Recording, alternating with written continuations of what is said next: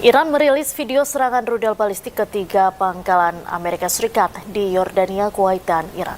Pada serangan pertengahan Juli lalu, Iran berhasil menghancurkan 3 pesawat tempur F-35, helikopter, dan 2 hanggar drone milik Amerika Serikat.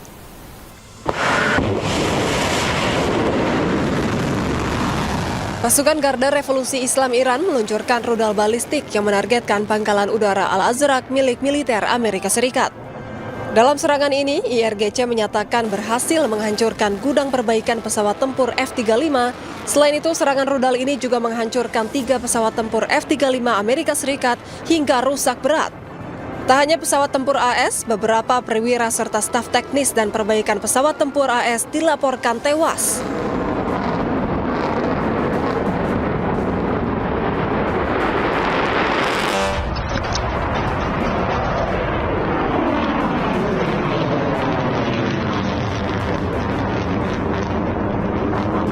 Sementara itu, pasukan Garda Revolusi Islam Iran juga melancarkan serangan rudal balistik ke pangkalan udara Ali Al-Saleh milik Amerika Serikat di Kuwait.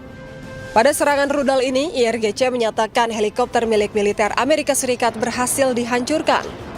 Tak hanya helikopter, 2 hanggar drone dan 1 tangki bahan bakar pesawat milik Amerika Serikat juga turut dihancurkan oleh pasukan Garda Revolusi Islam Iran.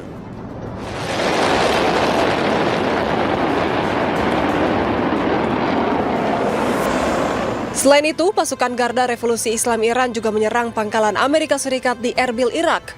Serangan ini karena semakin panasnya eskalasi perang antara Iran dan Amerika Serikat serta sekutunya. Dari serangan 3 pangkalan Amerika Serikat ini, Pusat Komando AS atau CENTCOM belum memberikan keterangan resmi.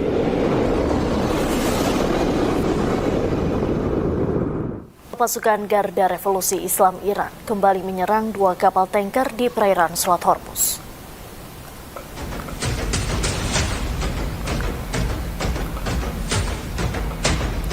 Sebuah kapal tangki diduga melanggar blokade yang dilakukan oleh pasukan Garda Revolusi Islam Iran. Pasca serangan yang dilakukan oleh IRGC, 2 kapal tanker tersebut terbakar habis pada malam hari. Sementara itu, 4 kapal yang mencoba melanggar blokade IRGC dengan cepat kembali mundur. Selain itu, kapal tanker tersebut diduga terafiliasi dengan Amerika Serikat hingga Iran menyerang kapal tersebut.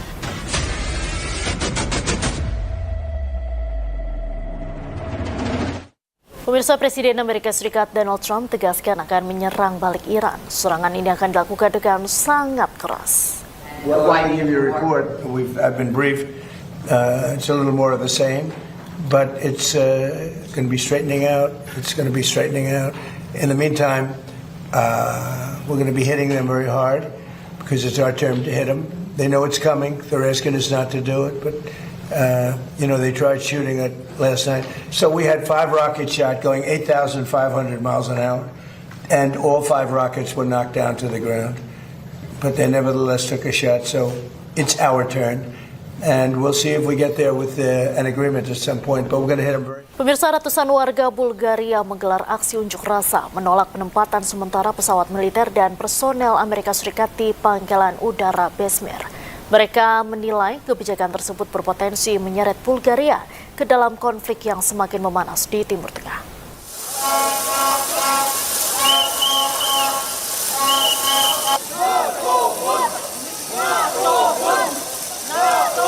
Ratusan demonstran turun ke jalan di kota Yambol, Bulgaria Tenggara untuk memprotes penempatan sementara pesawat pengisian bahan bakar di udara milik Angkatan Udara Amerika Serikat beserta personel militernya di pangkalan udara Besmer, Bulgaria. Rekaman memperlihatkan massa membawa bendera Bulgaria dan Uni Soviet, menyalakan suar, serta membentangkan spanduk bertuliskan penolakan terhadap kehadiran Amerika Serikat. Sejumlah demonstran menilai kehadiran militer Amerika Serikat justru meningkatkan risiko keamanan bagi Bulgaria jika konflik di Timur Tengah terus meluas. Тези хора ще отговарят за национално предателство, но пак казвам, тези хора не решават. Тези ги използват и накрая ги изхвърлят като салфетки. Sebelumnya, pemerintah Bulgaria menyetujui penempatan sementara hingga 8 pesawat tanker KC-135 milik Angkatan Udara Amerika Serikat beserta sekitar 250 personel militer di pangkalan udara Besmer. Penempatan tersebut berlaku mulai 24 Juli hingga 1 Oktober untuk mendukung operasi militer Amerika Serikat di Timur Tengah.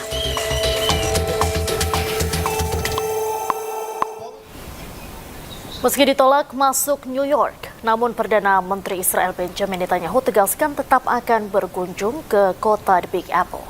Sementara itu, Wali Kota New York, Zohran Mamdani, tegaskan tidak akan menyambut kedatangan penjahat perang. Lunatic mayor in New York thinking you may get arrested if you go to New York. Perdana Menteri Israel Benjamin Netanyahu tegaskan akan tetap berkunjung ke New York.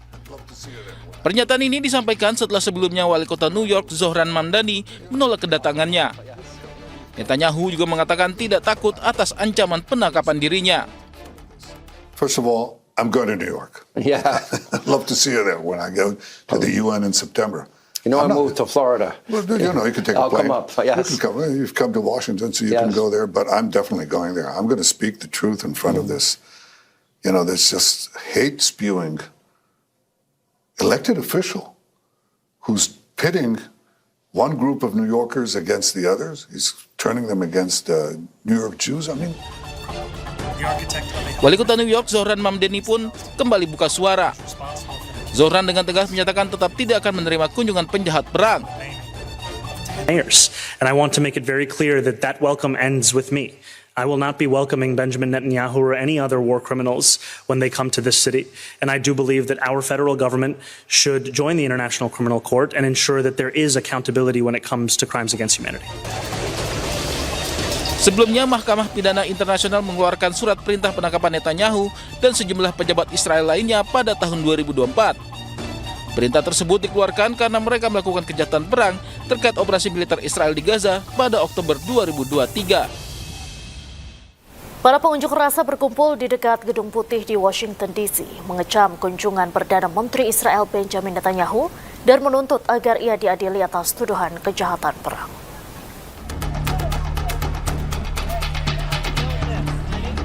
Para demonstran berbaris di dekat Gedung Putih di Washington DC, Amerika Serikat, mengibarkan bendera Palestina, meneriakkan slogan-slogan, dan memegang plakat yang mengecam kunjungan Perdana Menteri Israel Benjamin Netanyahu. Sementara itu, polisi dan petugas keamanan menjaga di sekitar Pennsylvania Avenue dan Lafayette Square saat protes berlangsung. Netanyahu melakukan perjalanan ke Washington untuk berdiskusi dengan Presiden Amerika Serikat Donald Trump dengan Iran dan keamanan regional mendominasi agenda. Today with one clear message. War criminal Benjamin Netanyahu is not welcome in our communities, not in D.C., not in Maryland, not Virginia, and not anywhere. Every time he leaves Washington, the bombs fall harder and the aggression expands and more land is stolen and more of our people are murdered. Shame! I'm a Palestinian American. I live in Washington, D.C. We are at the front of the Blair House, which is an official guest house for the White House, protesting the war crime of Bibi Netanyahu. Bibi Netanyahu is indicted by the ICC, the International Court of Justice, for war crimes committed in Palestine. And instead of being prosecuted and going to jail, he's being received in the United States as an official guest of the government. Pengadilan Kriminal Internasional mengeluarkan surat perintah penangkapan untuk Netanyahu dan mantan Menteri Pertahanan Israel Yoav Gallant pada November 2024 atas tuduhan kejahatan perang dan kejahatan terhadap kemanusiaan yang terkait dengan konflik Gaza.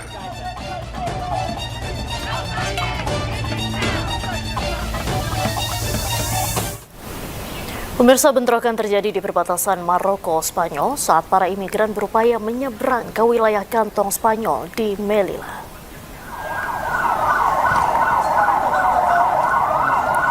Bentrokan dahsyat pecah di kawasan perbatasan Beni Ansar, Maroko setelah ratusan migran terlibat saling serang dengan polisi dan pasukan keamanan Maroko. Belasan mobil dibakar dan polisi bubarkan migran dengan tembakan gas air mata.